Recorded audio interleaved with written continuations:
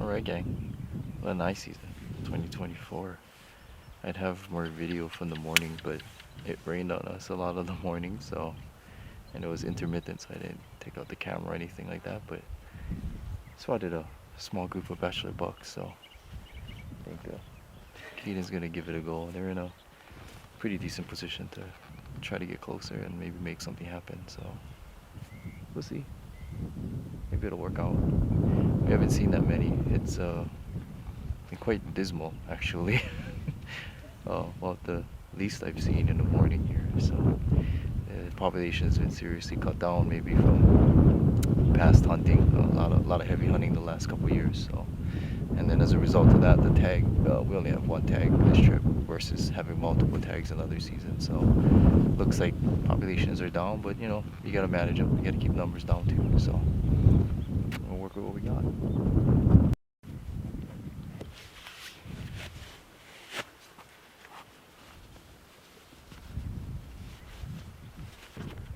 Alright, hello guys. I thought I'd do something a little different on this video.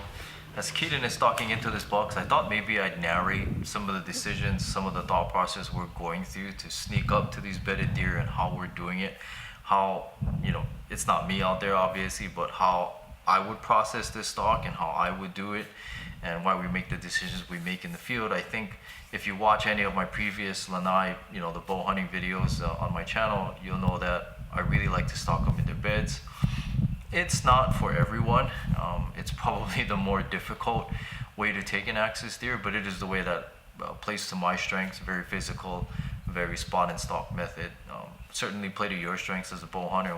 You know, whatever you want to do. I'm not telling you to do this, but I thought maybe I'd provide a little more value for the people who do want to learn. Instead of just showing you guys fancy videos and whatever, maybe I'll show you some of the how. Like peel back the curtains a little bit into some of the information and some of the teaching, so that maybe your hunt can be more interesting, a little more fun, and maybe more enjoyable, maybe more successful. I hope you guys can get the ones that you want to. So I'm gonna kind of play the video along here and maybe narrate along the way. That's about the easiest way I can say I can do this. So as you guys can kind of see here, Keaton he's crawling up to that hill, and we've kind of determined that that hill before the deer is using our rangefinders before we even went there. We, you know, kind of shot the hill and then shot the animals past it and did a little bit of subtraction and figure out that they're gonna be within range at that point. And within range for him would be about anywhere between 60 to 60 yards or less. And you know, if you're looking at the wind, you know, you always want to keep the wind in your favor. In this case, it's not directly in his face, but it is kind of a crosswind. And so it looks like, you know, that's going to work out. It was a pretty strong crosswind. It wasn't going to change on him or anything like that. It's about 11 o'clock, middle of the day. So he's making a go at it. And on that hill, you can kind of see that he's trying to get to. He's taking his time. He's crawling up. And you know, they're bedded. You want to take your time. You don't want to make any loud noises. With experience, you'll learn what you can and can't get away with deer. Generally, though, they got pretty good hearing. The wind will cover a lot of that sound. If there's no wind, the kind of speed that he's doing right now, if there's no wind, that's going to be almost near impossible. You think it's quiet, they can hear anything. I've had axis deer hear me at 200 yards, just swishing the grass around. If you go back in one of my videos, probably the previous year video, 2022 video, I talked about that. Like I just swished the grass. They're about 200 yards out. They all pick up their ears. So something to consider, but it's very windy. It's covering his noise. So he's kind of crawling up to that hill edge there. And when he gets to that hill, you know, one of the best positions I think you want to get into is you want to see if you can find a position where, well, number one, you've got to kind of locate them, right? And therein lies some of the problem. People, some inexperienced bow hunters will try to peek over the top of a rock, kind of, you know, mongoose their head over or something.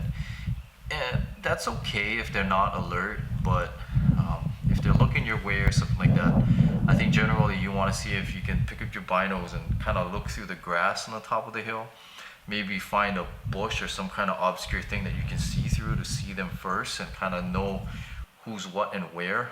Or in this case, maybe like if you look, there's a couple rocks there that you can kind of I wouldn't peek over the top of the rock, but I would see if I could get to the in line with the rock and then look on the side of the rock at the game, not over the top, but kind of at the side, and kind of slice the pie and kind of, you know, pick out more area and see if you can figure out where they are without exposing too much of yourself. So kind of looks like what he's doing here. And then, you know, if they're all bedded and there's no shot on the, you know, the target buck that you're going after, and I think that's kind of what's happening in this clip.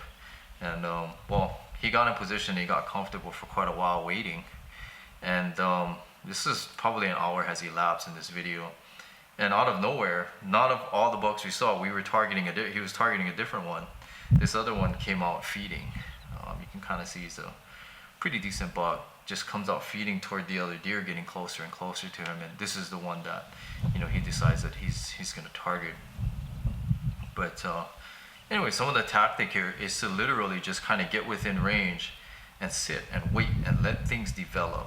Let the deer make the mistake. You know, some people want to sit there and get impatient, maybe fly a rock or make a noise to get them to stand up. Well, that may work. Generally, you probably don't want to shoot at spooked or deer that already know you're there, right? They're more likely to jump the string, you know, dodge your arrows. Things just develop not the way you like them. So generally, you want the deer to kind of make the wrong move first, so without having to disturb them or let them know you're there. So in this case, buck's feeding around, and you know, Keaton's probably taking ranges, trying to look for alleys to shoot in, look for little shooting lanes and stuff like that. And ultimately, you know, it does move into a shooting lane, but it's gonna take a while. So a lot of time has elapsed in this video. You know, I've compressed it for the sake of your boredom here, but you're gonna see an opportunity kind of develop here in a little bit. Oh, here's something interesting. So the deer all kind of pick up their heads. You can see the whites of their neck. Something down below has kind of alerted them, and you know, that's kind of what I'm saying. Like, if you're in position, and especially on this hunt where there's sometimes a lot of pressure, you can be in a great spot, and then someone will be downwind or something will happen, and the deer will get up and you'll get your shot right then and there. So you kind of want to be ready. And here we go. Like, Keaton's at full draw. The deer's all kind of standing up, moving around, and let's just kind of see what happens here. So you got to be ready for those kinds of opportunities, you know, because the situation can change when you're in range already. He's holding a super long time, which is, you know, generally not good for the archery, for the shooting part of things, unless you're at a fairly close range. But let's see. So he draws down there. You know, he probably looked around, made sure no eyes were kind of locked onto him to decide to draw down. And it's a good decision there. It looks like his target buck has moved into a spot where it's not in a shooting position. So you see the target buck there, he's kind of licking his body. He's pretty chill. You know, if they're doing that, they're not spooked at all, really. They're just kind of calm down. You see their ears probably flop down. It won't be straight up anymore. You know, learning to read the body language as you're in close. That's kind of the benefit of the spawn and stalk hunt. But anyway, this is going to transpire for a bit here. I don't know if I'm going to fast forward the footage or just kind of let this play out. But let's see.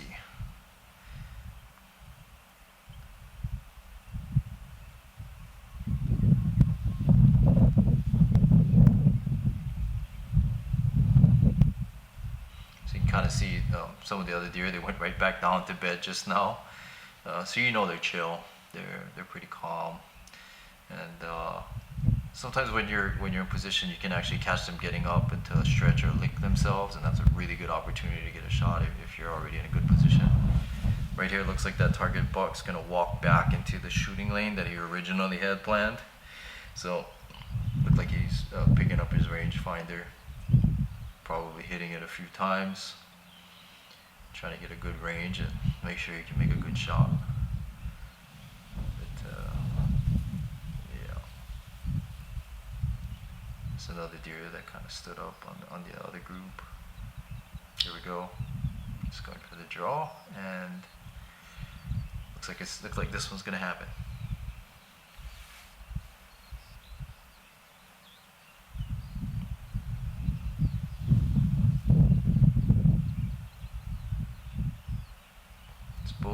takes a shot, and that's the stalk. So it was actually well within his range. It was about only 40 yards for the shot. So we'll cut back to the video.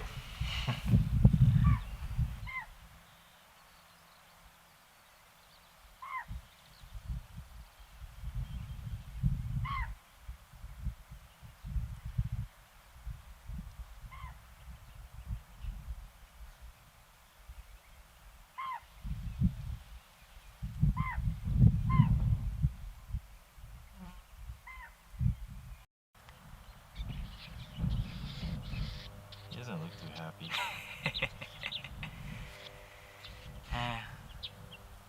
Shot was good. I think the yardage was off though, so user error.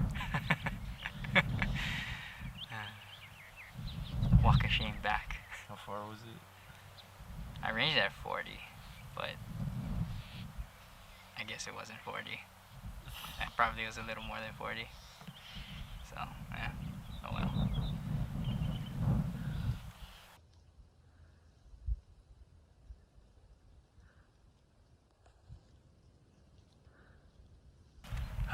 Right, gang, halftime report.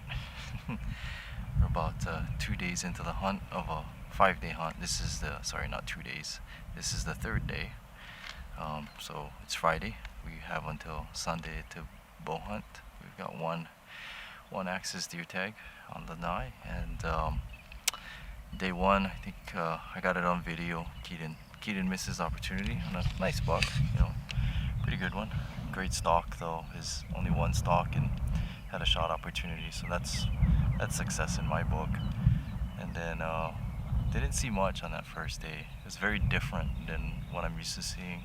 I think there's lower hunting pressure with the hunters spread out over 4 weeks versus what used to be 1 week, then was 2, now it's 4. So hopefully it's kind of like a quarter or half of what the pressure would be. So I think the deer are acting a little different than I'm used to. I'm used to hunting high pressure deer. Over the years, Lanai has gotten pretty popular. When I was a kid, it was pretty low numbers of hunters, but now it's very popular. So how I used to hunt evolved over that time. Maybe I gotta change my tactic this time. We'll see, because I am not seeing too many. Haven't seen a buck that even I'm interested in yet. So that's just the way it goes. We got rained on quite a bit on day one, only in the morning, and it warmed up in the later in the day, so that was okay. Yesterday we got rained out entirely. We were sitting in a few zones that I think Bronson had hit a nice buck and could not find it. So we're kind of hanging out in that zone, and yeah, it rained all morning. Thought it would clear up later, and then I noticed the forecast on the phone. Checked the phone, it kind of changed as the time went on. It got worse as far as rain goes, so made the decision to pull the plug on that and do the Lanai mud boggers on the way out, and we almost didn't make it. I think there was a tourist jeep behind us that probably, I think they got stuck. I don't know. They were there behind us for quite a bit, and then there were a couple big ruts we passed, and I think they might have got stuck in one, because then they weren't there suddenly. Should be nice to go back and get them, but I'd probably get stuck myself if I turned around and got back and have 2 people stuck on the road. So that's a tough one. But anyway, it's nice and sunny now, so hopefully our luck changes, and we'll see. Got a text from Keaton and Bronson. They're seeing some already. I haven't, but oh well. If I was the deer, I'd avoid me too, so I can't blame them. Let's see, have a little more luck today.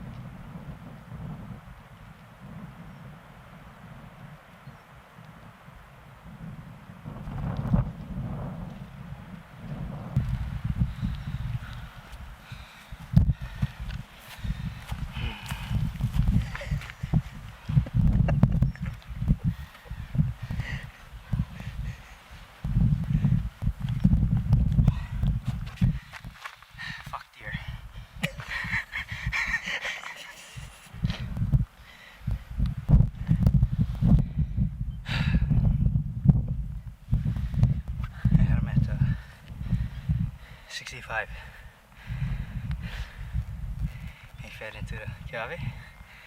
Perfect. Get closer. Feet's out. 50. You ready? Range. Perfect. Drop back, anchor. Walks back into the cave. Draw down. Circle. I had a small buck. 40 yards. It's like, okay. I had one more come out. But I think he's seen me a little bit. Kind of work up. And I see him come out. Draw, anchor. I don't know. 40. Nothing.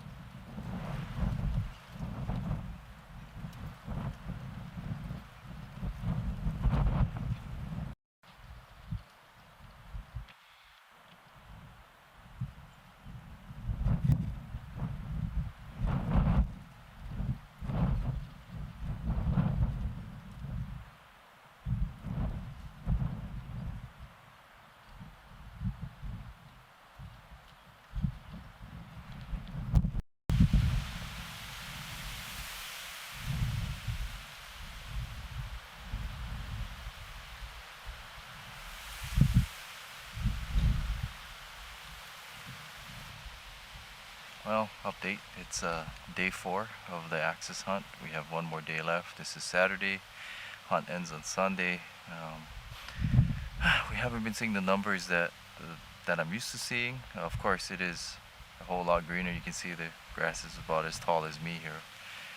So it might be harder to find them, but I do think the data would suggest that the numbers are down, and some of that is, I think a good part of that is due to just the catch-up hunting. When Corona and people couldn't fly to Lanai to hunt, the population kind of grew, and then we went through a dry time, and it was a good idea to probably bring numbers down, for the animals' sake. And we did that, far more increased hunts, far more increased amount of days to hunt, and then also a lot of rifle hunting. And I think it has cut the population down. I'm not saying that in a bad way. I'm saying that as that the axis deer numbers can be managed with public hunting. I think a lot of local environmentalist experts would tell you, no, public hunting can't manage animal numbers and stuff.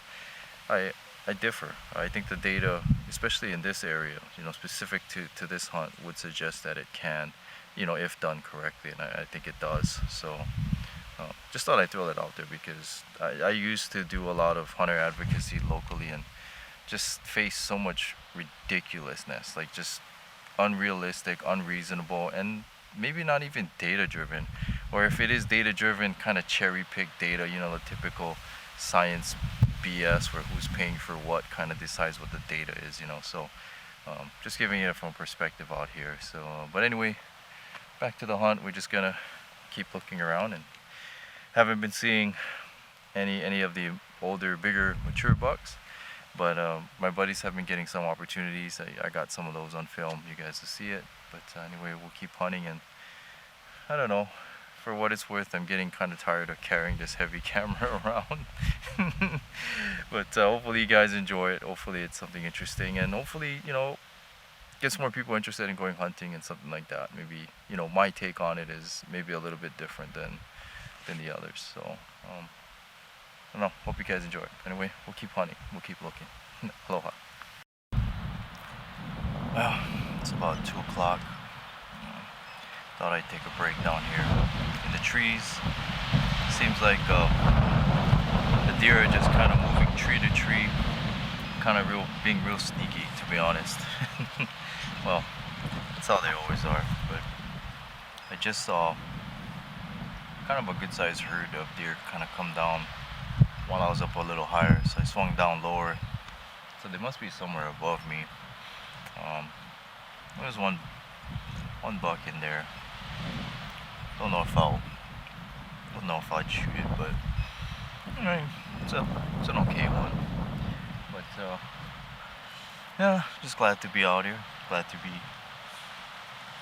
out in nature and the wind, and it's not blazing hot like it usually is out here, but it is smoking wind. Makes shooting kind of hard if I had to take a longer shot, but oh well, at least it's cool and we're not sweating our balls off. So oh well, we'll see what the afternoon brings.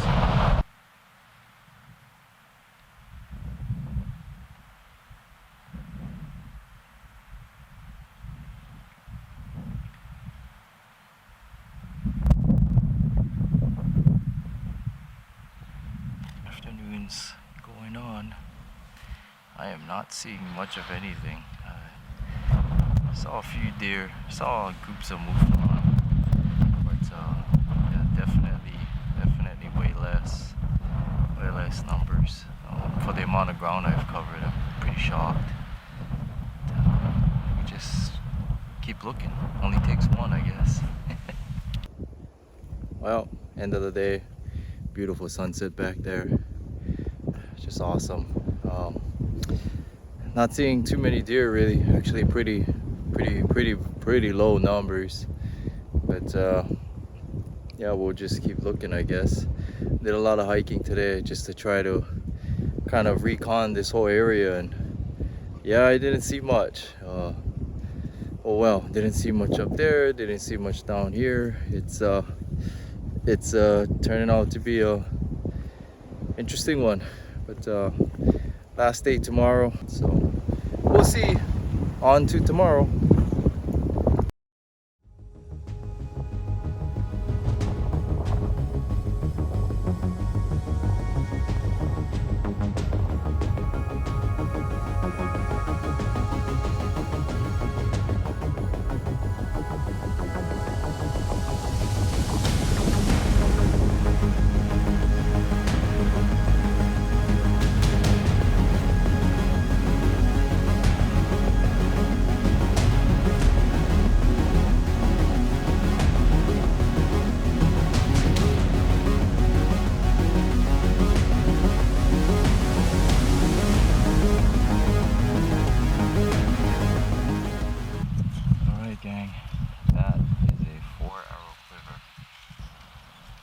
One's missing. Oh my goodness. Oh my god. That happened quick. I didn't even get to do any morning footage of anything. I came in and I saw kind of a couple groups coming down. So I decided, you know what, I'm just gonna get in there, pick a spot, and then just kind of wait it out. Stopped in a spot, got painted up, just to wait, you know, get ready. And it wasn't long after I finished that, I did a couple of the Insta post things, just to for my friends, right? And I heard a stick break above me, and it didn't sound like the typical creaking of the kiawe trees in the wind. I was like, what was that? So I finished whatever I was doing, put my stuff away in the bag, and I look up, and slightly behind me, I mean almost downwind already, was a good one. I'm like, oh shit. I take off my pack, or I move my pack on the side because it was in my way. I take the sling off the bow. I'm like rushing. I am not ready yet, and somehow I get ready. One of the young bucks, I think, heard me shuffling around, and put a knock the arrow, get my release out. I'm like, holy crap, trying to hurry up, be quiet, and get to pick up my rangefinder. He's 51, and right when I range him, they catch my wind. and he kind of picks his head up and he takes a couple steps into the trees. So he's kind of obscure over some lantana and a Keawe kind of above it. So it was 51. I didn't get to range it good, but I hit it twice, 51. I remember that. Drew back, put the 50 pin on him, and then there was a cut, like the lantana on the lower part and the Keawe overhanging the upper part. And while I was looking at the 50, I was guessing like that lantana must be about 15 yards or so in front of it. So I kind of guessed 35, and I looked at my 35. It looked like it'll go through the hole. So I sent it. And as I shot, I don't know if he lunged before it hit or right at the same time. I just heard a hollow thud, and pew, they went off into the thicks. So we'll see. I don't know. But we've got some blood here. I can show you guys.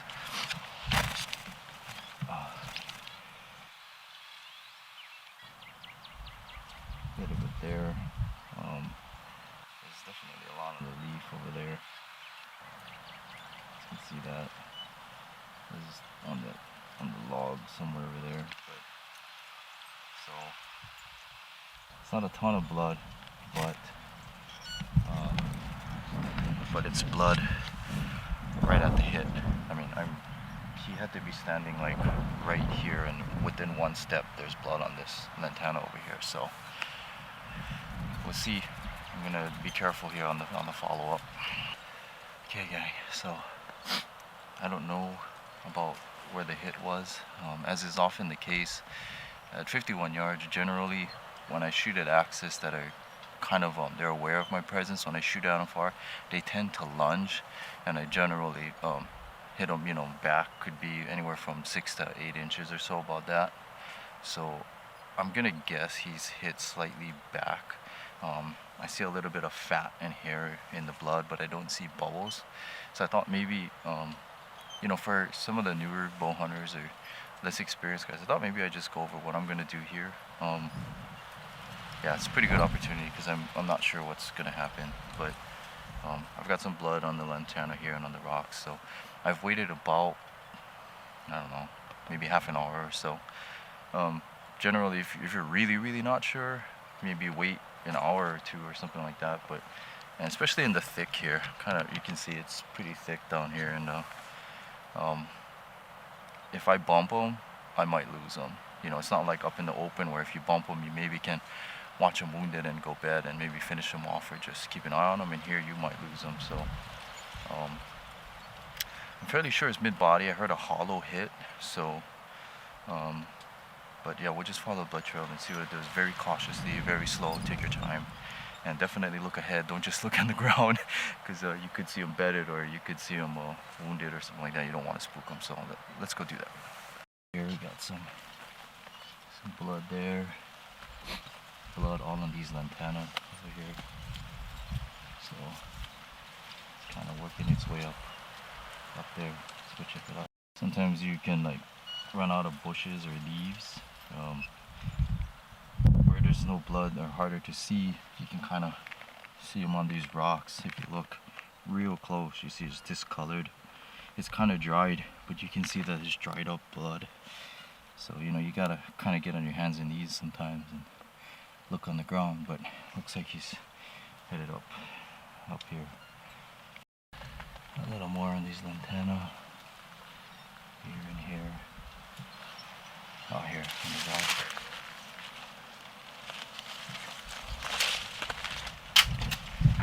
Kind of little rocks here, but here's some more. See that dried stuff on the rock? Headed up this way. It's right here, some hair. You see there? A little bit of fat. Makes me kind of think it's like maybe a back hit slightly. Here's some more.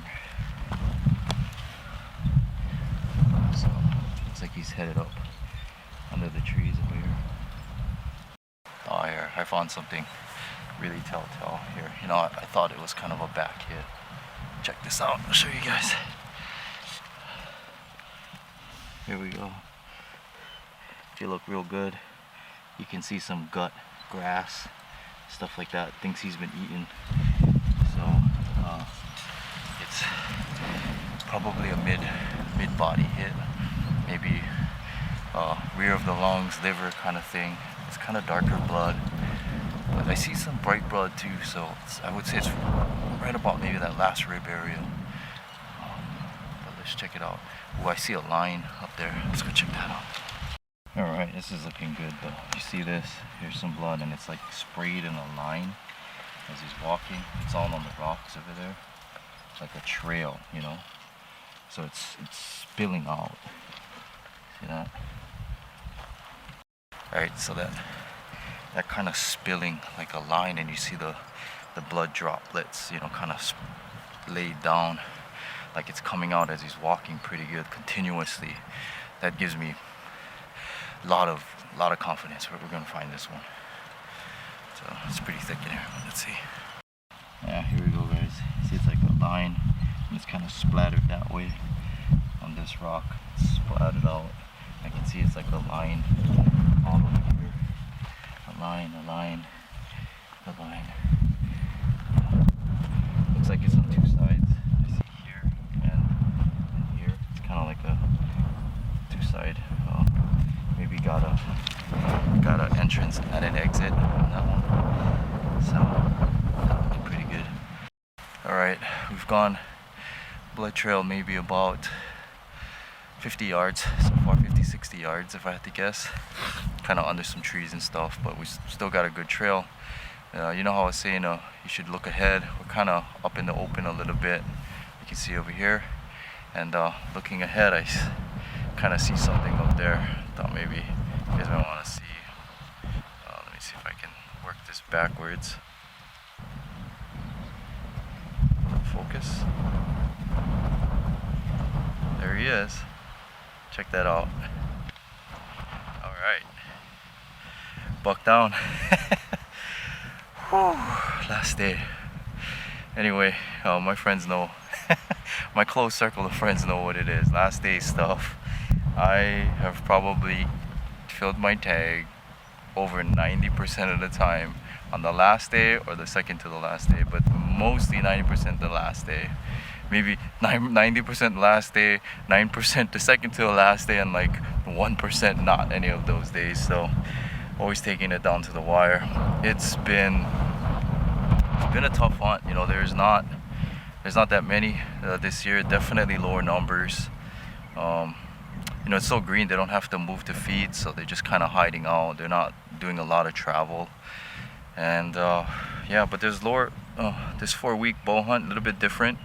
You know, it used to be over 1 week, everybody crammed in, kind of crowded. And then 2 weeks we did, which was, you know, a little better, but still crowded. And then now this 4-week stuff, I think I'm a fan. It's, you know, spread out. It's pretty chill. You know, the animals are a little calmer. Yeah, I think it's a positive direction for here. I mean, population is down, but they cut the tags back a bit, so it'll probably rebound. You know, deer reproduce pretty quick, and they do pretty well. But you know, you can never can tell about the droughts and stuff like that. So yeah, real positive experience. We hunted hard, covered more miles than I generally do trying to search for one, but we got a good one. So let's go check him out. Oh man, he's a big boy, big body, beautiful. Let's see, yeah, there it is. Little back. Let's see if I'm even more accurate. I think last rib. Where's the last rib? Last rib is right here. So, yep, right on the last rib. Yeah, it looks like, you know, like I said, I think oftentimes, like when I shoot at them further and they tend to know, he didn't see me, but he knew something was up because they smelled me and they're walking away. They tend to lunge. You know, when they lunge, they give a little low on the back and then they lunge forward. So that's what happened on the last video. If you guys watched the last video on that hunt too, I shot him at about 55, and he definitely knew I was there. The mouflon spooked them and they got up and took off. And same thing, I had to kind of artillery. I can't see him clear, but I can pin him at 55, and I know the bush is halfway, it'll clear. Because they say the bushes is 25, but I know my 30 pins over the bushes midway. So I did the same thing on this one, except it was kind of bushes top and bottom. and we're right in the hole, perfect. So yeah, I don't know if you can account for that in a shot, because I've had them not move too and 12 ring them, but yeah, I mean, you just try your best. It's axis deer hunting. I think if you want to minimize some of those things, definitely try to shoot a quiet arrow. You know, an arrow, I'm not talking about quiet bow, I mean that matters too always, but like an arrow in flight, that's pretty quiet. Many years ago I did a video on that too. It was kind of, I was grouping 2 arrows, but I made a comment about, yeah, I was hunting enough axis ducking, and I kind of noticed with some veins it was not as bad as others. So I'm not sponsored or anything like that, but this setup was a little bit different. I haven't used this setup before. It's my typical axis 5mm shaft, but I was using the tack veins, and yeah, I use a mechanical that Sever brought it. But mechanicals too, they're a little quieter in flight. There's not the blade surface catching the air, flying through the air. So, some things to consider. You know, I'm not gonna tell you what to use or whatever. I'm just saying this is what I use, and it's been working out pretty good. So, and you know, if it helps minimize other people wounding deer and stuff like that, because there's a lot of wounded deer some of these seasons. The deer are quick and things happen. You know, some people freaking out, can't shoot too well, but also they move a lot, and things happen. So if it'll help minimize that, then hey, more power to everybody. But well, let's go get him taken care of. All right, gang, here's a better look at him. Beautiful buck. Gosh, I couldn't ask for more. I had a good hunt with my friends and good vacation away from work. It was a pretty chaotic time at work right now, but it's gonna be chaos when I get back. But for right now, I'm still on vacation and enjoying every bit of it. What a beautiful buck. He's very soft on the tips, so it's a bit early in the season. I think, you know, we generally used to hunt like, I think the last weekend of February or somewhere around there, like the 3rd weekend usually. And now we're split up throughout throughout the month of February into the 4 weeks of archery. And you know, I think I said earlier in the video, it's made, you know, less pressure, which is kind of cool. But yeah, I mean, if people are into the trophy thing or into keeping the antlers and stuff like that, they are kind of soft right now. Maybe later in the month, I have shot harder velvet antlers in like the original season, the late February time. But yeah, this one's pretty soft. Oh well, it is what it is. That's the hunt. Maybe, I don't know what it takes. I used to do hunter advocacy stuff locally, but yeah, I mean, if we could just push the season just a little back somehow in the year, so that, you know, they're not super soft like this, and you can actually, you know, folks can take home something. I mean, maybe I heard the airplane's not even accepting them anymore, so I don't know what the deal is, but yeah, I'm not gonna be able to save this, I think. But anyway, still a cool hunt, great meat. I know that's the real trophy. It's gonna be enjoyed by my friends. It's everybody. I mean, my friends know the back straps wrapped and then the burger with the rest. So it's pretty awesome. I don't know what to say. I mean, last day hunting. It's kind of what happens a lot for me. But I think what might be of value for some, you know, for some people that are out hunting, or, you know, maybe trying to gain the experience with these, I think you gotta kind of adjust your tactics, you know. Sometimes you can hunt them in the open spot and stalk. Sometimes you gotta go and wait and sit for them. And then in this case, I kind of did like a still hunt. I knew where they move around, and I saw some moving already, so I kind of just went in blind. As you can see, once you get in here, like, the trees are so tall and thick that I can see them on a high spot, but when I come in here, I can't see them anymore. So if you have a spotter friend, that would be kind of cool. You know, you can radio or cell phone you guys way in, and while he's down there, he can't see anything, but the spotter can help you out. I don't have one right now. Keaton and Bronson are hunting further down the coast somewhere, but yeah, I just took a chance. Kind of went in blind, where I think they might move around and sit still. And it often doesn't work out, but this time it did. And couldn't be happier. Hope you guys enjoyed watching. Gosh, I don't know. I just wish I caught more pre of the game. You can't see them. They're so thick. So I just saw quick glimpses of them. Couldn't really get them on camera in the morning. So oh well, that's the way it goes. But well, hope you enjoy watching. Thanks for sticking around and following and whatever. I don't know. Maybe it adds some value to your day or your hunt, and maybe some valuable information there that might be useful. So I don't know. I'd rather not carry the camera on. I'd rather enjoy it for myself. But if you guys can enjoy it, hey, all the more value, right? And I hope we can keep these around because they taste super good, and I have a lot of fun chasing them with my buddies. So we got them tagged over here, and we just got to get them cleaned up and packed and up to the truck. So wow, now the work begins. Aloha, guys.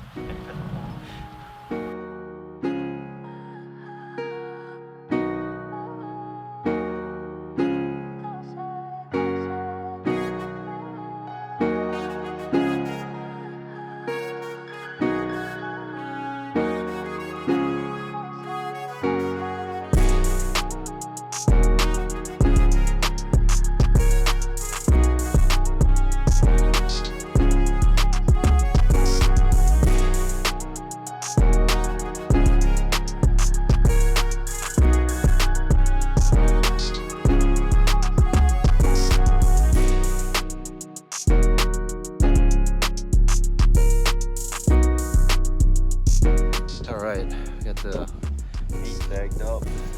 Got the unskinned tag leg, just like the rig says. Gotta do all that. And gotta pack her up. But as I pack it up, I've been thinking about something that's kind of important to me, and I'll kind of share that maybe later in a video to come. But yeah, it's always cool to share these hunts and that kind of stuff. And you know.